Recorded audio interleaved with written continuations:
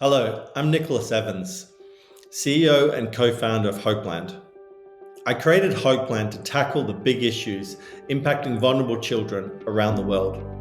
One of these big issues is the fact that we still put vulnerable children into orphanages, assuming it's the best solution for them. But we're learning more and more that this is not the case. You see, 60 years of undisputed brain science shows us that children do better in families than in orphanages.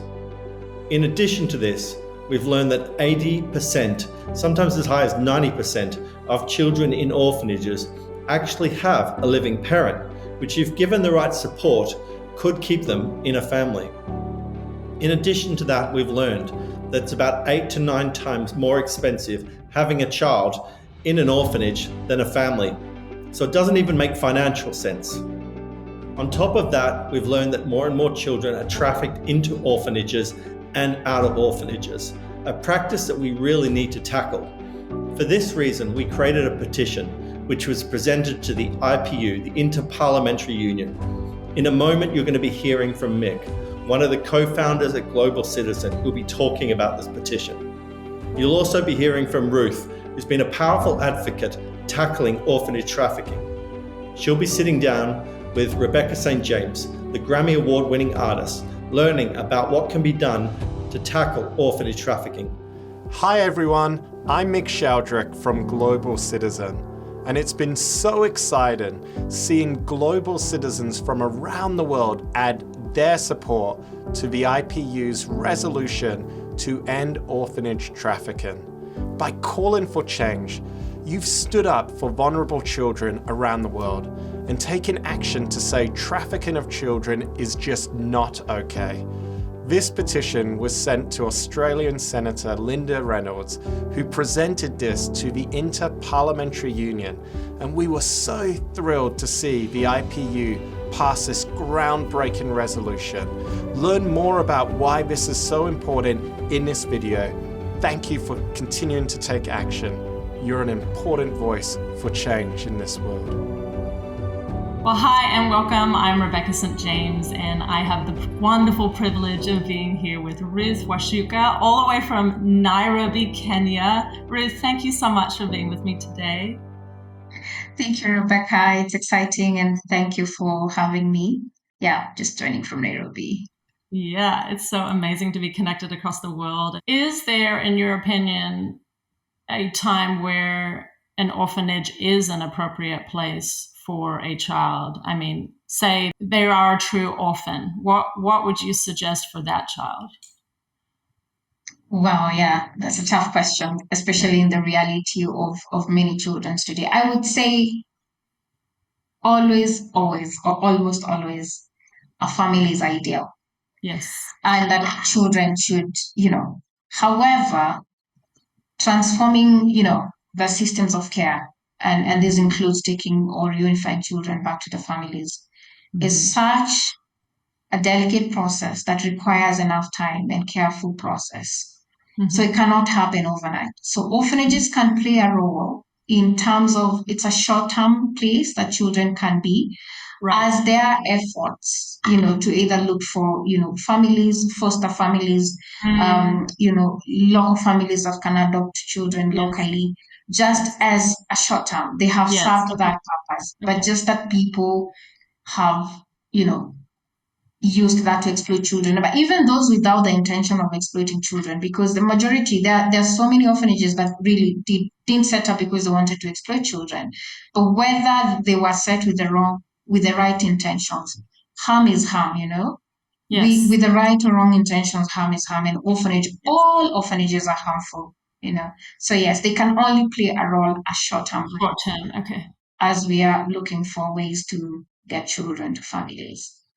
As we're trying, to really help people watching know how they can do something about this.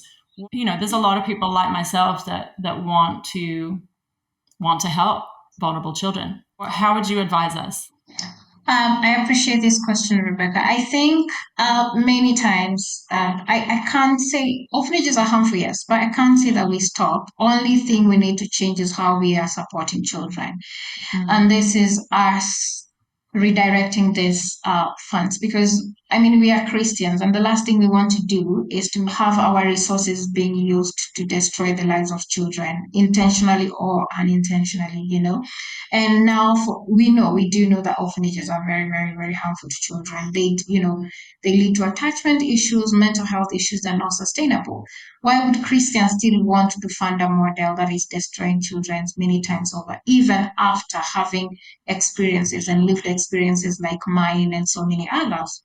While there are better ways we can do to make sure that children can, have the right to family. So, in terms of what can be done, I would say that for those who have been given to, orphanages, we need to redirect these to organizations that are supporting family-based care. They are supporting reunification of children back to families, prevention of children from separation, and Hopeland is doing exactly that. And just so you know, it's very difficult for organizations that are advocating or doing the family reunification work to get funding. A lot of Christians have already, over the years, historically been supporting orphanages. So already there's a sustainable funding model for orphanages over the years. And so Right. organizations in this space are having it really hard to get funding to do what is right.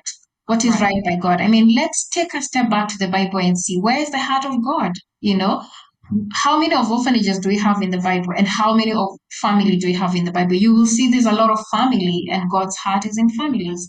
And once we take that, we want to not be the hearers of the word, but the doers of the word. And part of Yes. that is honoring God with our resources, our actions. Is it learning better and doing better?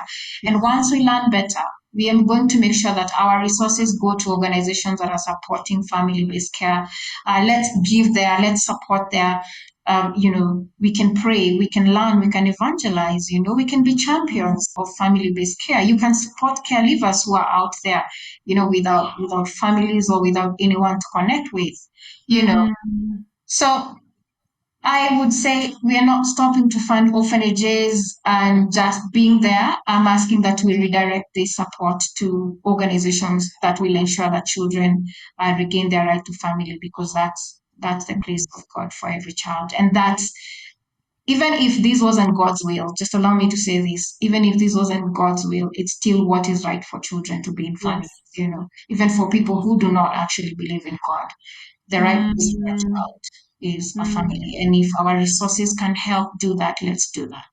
Let our resources not be the reason why we are standing between the right to a family and a child's life. Absolutely.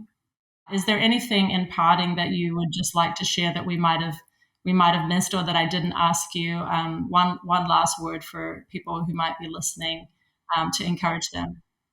First, I appreciate that you had this time. And my request to you right now is that you can come alongside me and other champions to be a champion for family, for every child. And as we do this, because we can look at all the reasons or what is not working in the system and say the system is so brutal, it's harmful to children. Many times we have people focusing on the story and they forgetting the people. And if there is anything that would be important, is that we do not forget the people, and these are children and young people who have been affected by the system. That it's one thing to fix the system, but the system has to work for the people, right? And so as we turn to the stories and how children and young people are impacted, that we can pause. And I say this because I have seen over the years that we never pause to ask, oh my gosh, 100 children or 1,000 children went through this home. It was horrible, and orphanages are terrible. But nobody is running to ask where are they and how are their lives. The loneliness. Even like Christmas, I have every time I interact with organizations like Hopeland, I was telling them how Christians haven't thought about Christmas for young people that left care. Who do they spend their time with? Because Christmas is such a big thing, globally. And as Christians are going to be with families, young people who left care, who are struggling with identity or a place to call home, whether it's a person or a place, do Christians ever think that let's reach out to that person and that person? So anyway, for me, I would say that as we are transformed by the stories and experiences of children, let's fix our eyes on those particular people. Let's look at those children that are suffering currently in orphanages. And that the same way we matter to God, you don't matter to God at year 1 and year 2, you don't. You matter to God regardless. That Yes. these children will matter throughout their lives. That it will be our responsibility, or will be, it will take it upon ourselves to follow up and know what exactly are they going through. They have left the system. What does it look like? And while we're doing this, that we can learn better, we can shape attitudes, we can change the way we have been doing things, and see that we can please God with what we have. Absolutely. Ruth, thank you so much for sharing. Thank you for helping us see maybe some hard truth that we haven't maybe come face to face with before. So thank you for all that you've given to this conversation and how it's going to help all of us to move forward into a brighter future, and especially for these children. So thank you very much for your time. So much respect for you, and God bless you in your continued work. Thank you so much, Rebecca. And thank you in advance as you become a champion for this work.